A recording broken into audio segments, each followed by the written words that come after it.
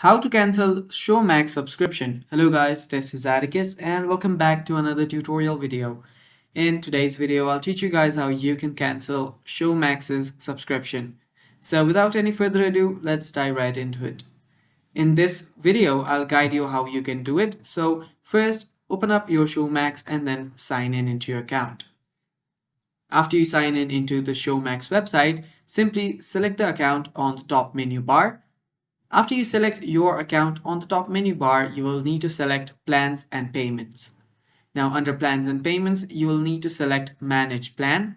And after you tap on Manage Plan, you will then get an option to cancel the plan.